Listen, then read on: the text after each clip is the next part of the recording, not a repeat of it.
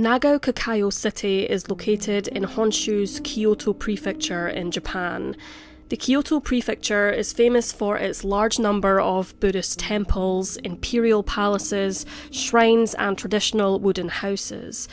The city of Nagaokakyo is known for its beautiful forestry and its annual Garasha festival, held each November since 1992, celebrating the reconstruction of the city's historical Shoryuji castle.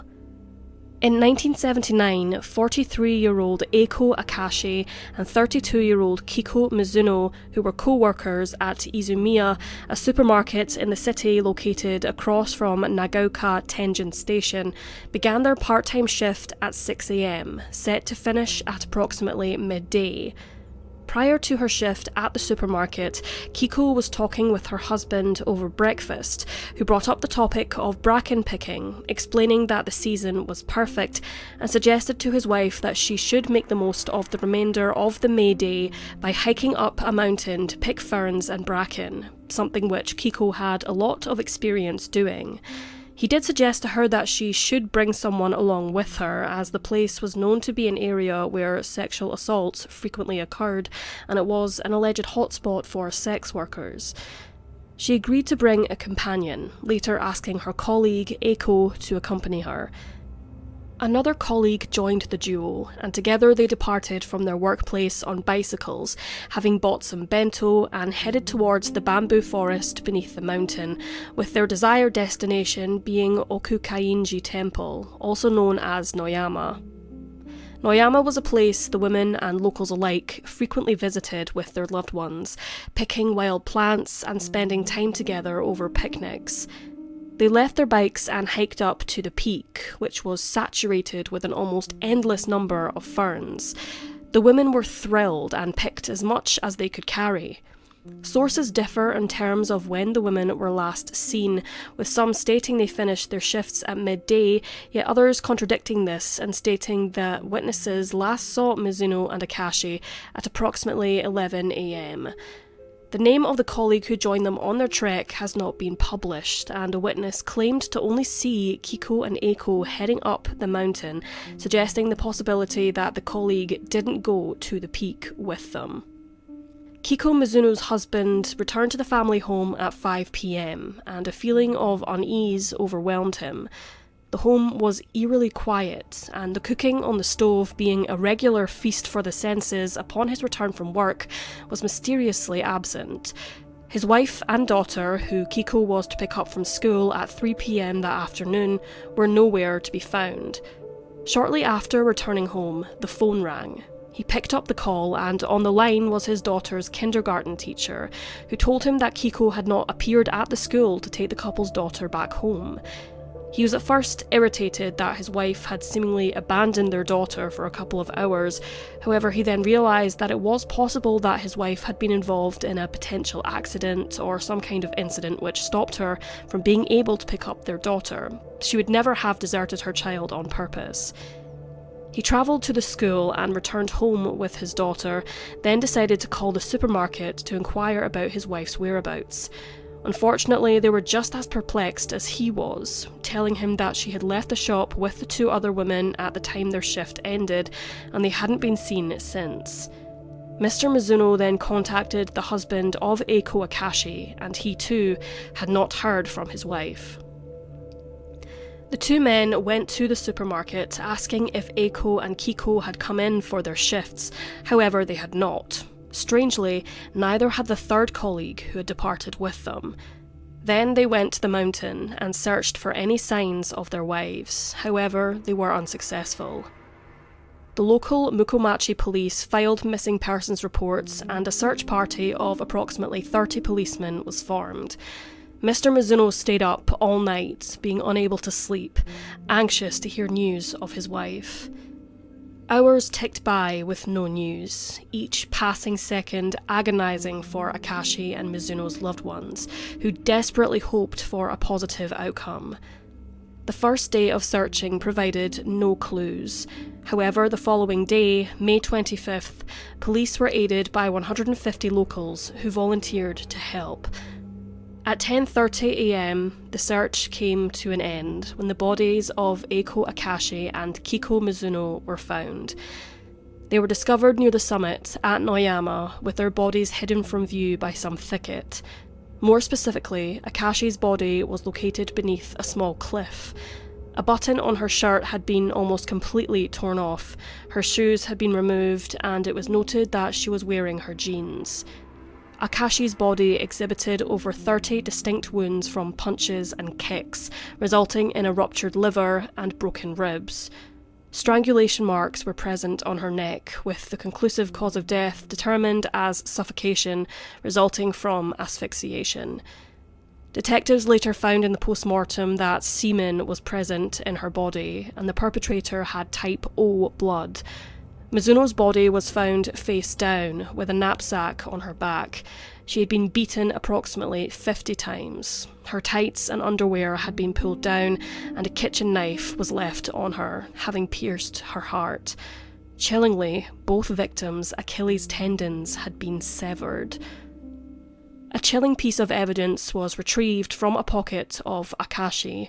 It was a receipt from the supermarket in which they worked, and a message was scrawled on it. There are contradicting sources in terms of what the note accurately said, however it is roughly translated as, "I'm sorry, please help me, this man is a bad person."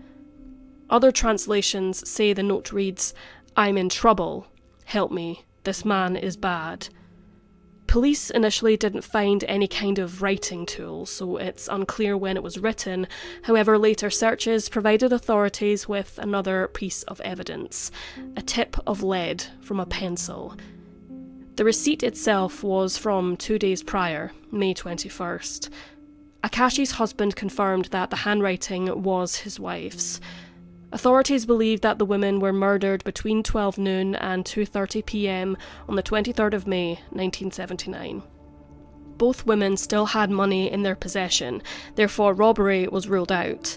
The kitchen knife at the crime scene was analysed, however there were no fingerprints found on the weapon. The knife was also a very common kitchen knife, therefore tracing the owner was practically impossible. Footprints were analysed at the scene from 2 different people. The size of the prints suggested they were from 2 adult men. One set of prints were from leather shoes, both the depth and distance suggesting that this individual was smaller and lighter in weight, whereas the second set of prints from what was believed to have been sports shoes suggested the opposite and belonged to a taller and heavier man. In the investigation, police followed many lines of inquiry, and the media too had their own thoughts and theories. It was suggested that the killer initially threatened to kill Mizuno, which allowed Akashi to scribble the note on the receipt. It is not clear where she would place the note or whether she had seen someone on the trail who she was going to show the note to. The perpetrator threatened Akashi, and he would kill her too if she ran away, as he stabbed Mizuno. He then strangled Akashi. Others believe the crime was not committed by an individual, but possibly a motorcycle gang or a similar group involved in crime, which were known to roam the area. Authorities hunted for suspects, and people came forward to aid in their inquiries. Nohara is a fairly popular spot, with people coming and going every day. However, a woman had told them that the year prior she had been picking brambles in the area not too far from the crime scene when she was approached by a strange man. He was middle-aged and approximately 5'7" tall.